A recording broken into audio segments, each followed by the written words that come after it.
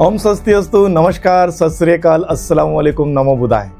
Friend, आज मैं आपको एक नए कोर्स के बारे में बताना चाहता हूं। हालांकि इसके बारे में पहले कई सारे प्रोडक्ट्स मैंने वीडियोस में, यूट्यूब में और अलग अलग सोशल मीडिया के प्लेटफॉर्म में मैंने दिया है, परंतु आज एग्जैक्टली कोर्स के बारे में बताना चाहता हूं। उस कोर्स का नाम है इल्म खोदाम। जी हाँ दोस्तों, इल्म खोदाम। आइए, इल्म खोदाम क्या है या खोदाम क्या है और इससे अपने लाइफ में क्या क्या बेनिफिट्स मिल सकता है, उसके बारे में जानते हैं। दरअसल इल्म खोदाम को अगर हमें जानना है तो हमको इंडोनेशिया के जावानीज संस्कृति को जानना होगा।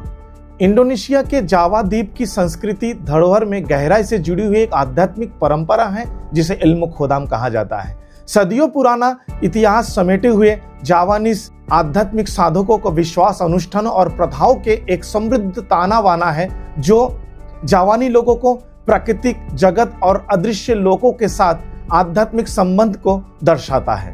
दरअसल जावानीज आध्यात्मवाद का केंद्र के रूप में इल्म खोदाम की अवधारणा है, जिसका इस रहस्यमय परंपरा में गहरा महत्व है। इल्म खोदाम का अर्थ है खोदाम का ज्ञान, और यह उन आध्यात्मिक मार्गदर्शकों का सत्ता रूपी शक्तियों को संदर्भित करता है जो साधक की आध्यात्मिक साधनाओं और अनुष्ठानों में सहायता प्रदान करते हैं। यह शब्द उनसे जुड़े गुण, ज्ञान और रहस्यमय विद्या को उजागर करता है। जावानी आध्यात्मवाद में खोदाम को साधक के आध्यात्मिक यात्रा का अभिन्न हिस्सा माना जाता है। इन्हें दयालु, शक्तिशाली प्राणी के रूप में समझा जाता है जो साधक को मार्गदर्शन, सुरक्षा और सहयोग प्रदान करते हैं। ऐसा माना जाता है कि खोदाम के पास विशेष ज्ञान और क्षमताएं होती है जिनके माध्यम से वे साधक को उपचार, भविष्यवाणी और आध्यात्मिक विकास जैसे विभिन्न कार्यों में सहायता प्रदान करते हैं। साधक और उनके खोदाम के बीच का संबंध अत्यंत व्यक्तिगत और विशिष्ट होता है। प्रत्येक साधक के पास कोई विशेष खोदाम या खोदामों का समूह होता है जो उनके साथ एक सहजीवी संबंध बनाता है और उनकी आध्यात्मिक साधना को सशक्त करता है। और यह संबंध अनुष्ठानों, अर्पणों और आध्यात्मिक जगत के साथ सच्चे जुड़ाव के माध्यम से पोषित होता है। इल्म खोदाम के महत्व को समझने के लिए जावा के सांस्कृतिक और आध्यात्मिक परिप्रेक्ष्य को जानना आवश्यक है। जावानी लोग अदृश्य शक्तियों और सत्ता रूपी प्राणियों के प्रति गहरी आस्था रखते हैं। इसी विश्वास के आधार पर जावानीज आध्यात्मिक संस्कृति विकसित हुआ है, जहां साधक मानव जगत और आध्यात्म जगत के बीच एक सेतु का कार्य करते हैं। जावानीज आध्यात्मिक परंपरा एक अद्वितीय परंपरा है जिसमें स्वदेशी विश्वासों और प्रथाओं के साथ इस्लामी आध्यात्मिकता और जावानी रहस्यवाद का सम्मिश्रण हुआ है। इसी सम्मिश्रण ने उसे स्थानीय परंपरा में गहराई से जमी हुई एक विशिष्ट शैमन परंपरा का रूप दिया। इतिहास में जावानी साधक, उन्हें प्राय दुकुन कहा जाता है, अपनी समुदाय में चिकित्सक, आध्यात्मिक मार्गदर्शन और मानव के आत्मिक जगत के बीच मध्यस्थ भूमिका निभाते हैं। उनकी साधनाएं विस्तृत होती है जिनमें विभिन्न अनुष्ठान, समारोह और औषधीय पौधों का प्रयोग शामिल होता है, जिनका उद्देश्य व्यक्ति और समुदाय के भीतर सामंजस्य और संतुलन बनाए रखना होता है। इल्म खोदाम जावानी आध्यात्म का केंद्रीय तत्व होने के नाते इस प्राचीन परंपरा की गहराई आध्यात्मिक विद्या और साधनाओं का द्वार खोलता है। खोदाम को आध्यात्मिक मार्गदर्शक मानकर हम एक ऐसी यात्रा पर निकलते हैं जहां साधक और उनके अदृश्य सहचरों के बीच जटिल और गहरा संबंध प्रकट होता है। उनके माध्यम से हमें जावानी लोगों की आध्यात्मिक दुनिया और इल्म खोदाम की परिवर्तनकारी शक्ति का ज्ञान होता है। जावानी आध्यात्मिक संस्कृति का एक समृद्ध ऐतिहासिक पृष्ठभूमि है जो सदियों पुराना है और इंडोनेशिया के जावा द्वीप की सांस्कृतिक धरोहर में गहराई से जुड़ी हुई है। इल्म खोदाम की उत्पत्ति और उनके महत्व को समझने के लिए उस ऐतिहासिक परिप्रेक्ष्य का अध्ययन करना आवश्यक है जिनमें यह रहस्यवादी परंपरा उभरी और विकसित हुई है। जावानी आध्यात्मिक धरोहर, जिसे केजावेन भी कहा जाता है, अपनी उत्पत्ति प्राचीन जावानी लोगों की स्वदेशी मान्यताओं और प्रथाओं को जोड़ता है। विदेशी धार्मिक परंपराओं के आगमन से पहले जावानी लोग एनिमिस्टिक विश्वास रखते थे, जिनमें वे प्राकृतिक जगत में आत्माओं और अदृश्य शक्तियों की उपस्थिति को स्वीकार करते थे। उनके लिए पर्यावरण जीवित था और उनमें अदृश्य प्राणी बसे हुए थे।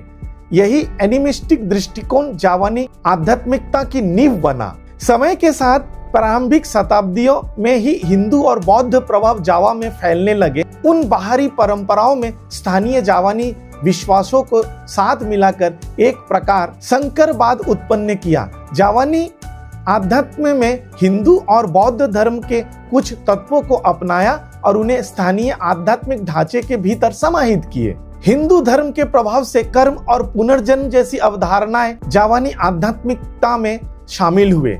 कारण और परिणाम तथा जन्म मृत्यु के चक्र की मान्यता ने व्यक्तिगत आध्यात्मिक विकास और सभी प्राणियों की परस्पर जुड़ाव को नया दृष्टिकोण दिया। इसमें जावानी आध्यात्मिकवाद की साधनाओं और अनुष्ठानों का स्वरूप बदला, जहां नैतिक आचरण और व्यक्तिगत परिवर्तन को जोड़ दिया जाने लगा। बौद्ध धर्म का प्रभाव भी जावानी आध्यात्म के विकास में महत्वपूर्ण रहा।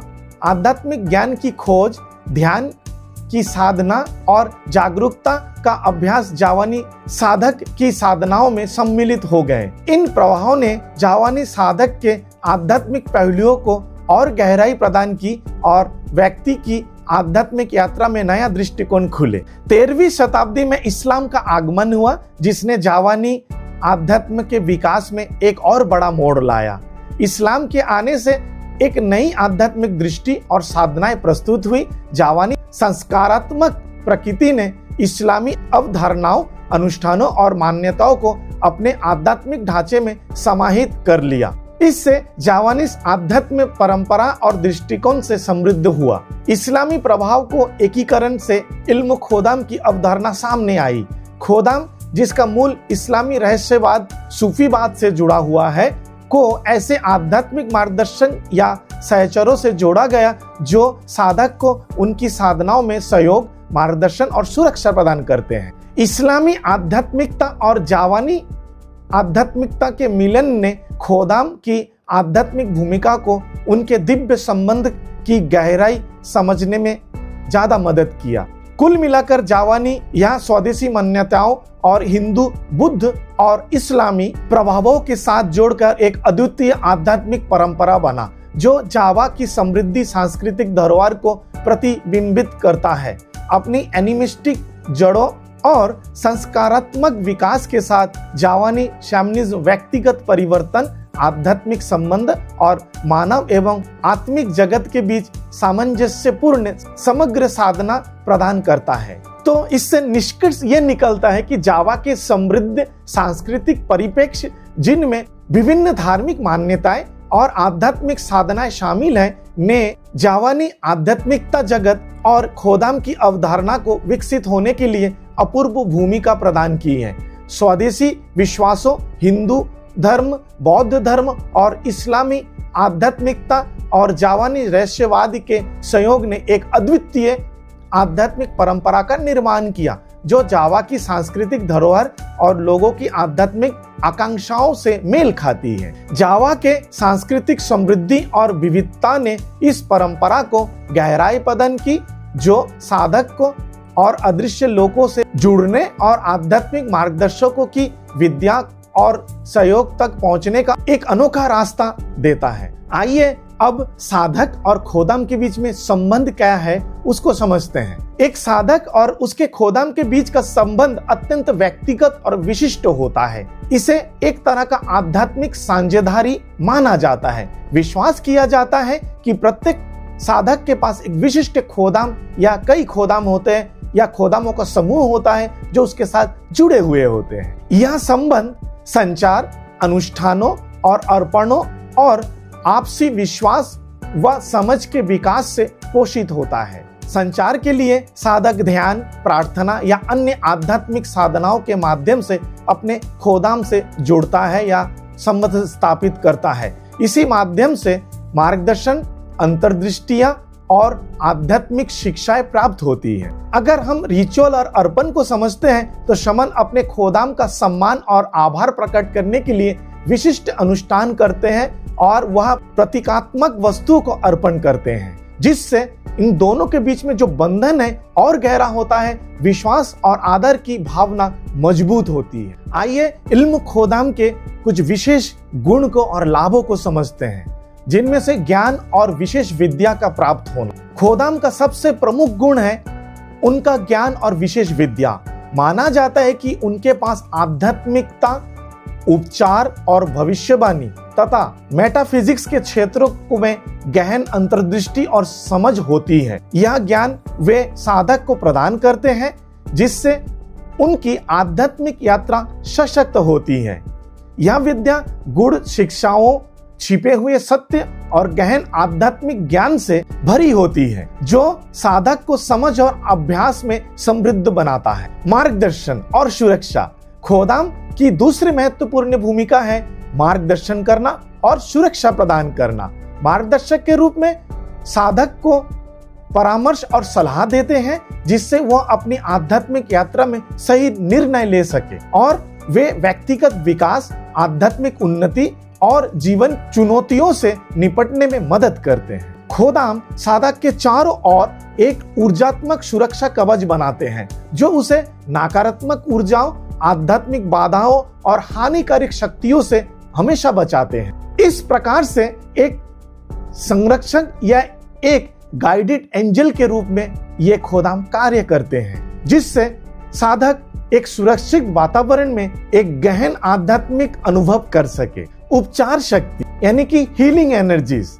खोदाम में सकारात्मक ऊर्जा और विशेष क्षमताएं होती हैं। वे शमन को एनर्जी हीलिंग, आत्मिक शुद्धिकरण यानी स्पिरिचुअल क्लींजिंग और नकारात्मक ऊर्जाओं को रूपांतरित करने में सहायता प्रदान करते हैं। वे उपचारात्मक ऊर्जा का संचार करते हैं, अवरुद्ध ऊर्जाओं को पहचानने और मुक्त करने में सहयोग करते हैं। इसमें साधक स्वयं और दूसरों में शारीरिक, भावनात्मक और आध्यात्मिक संतुलन ला पाता है।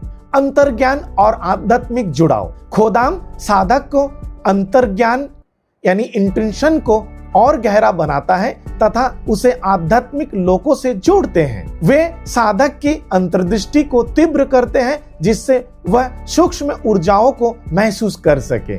वे उसे उच्च चेतना की अवस्थाओं तक पहुंचने और दिव्य संकेत प्राप्त करने में मदद करते हैं, यानी कि गाइडेंस, स्पिरिचुअल गाइडेंस, स्पिरिचुअल मार्गदर्शन प्राप्त होने लगता है। खोदाम एक माध्यम के रूप में भी काम करता है, जो साधक को भौतिक जगत से परे मौजूद ऊर्जात्मक तरंगों और कंपन के साथ समन्वित करते हैं।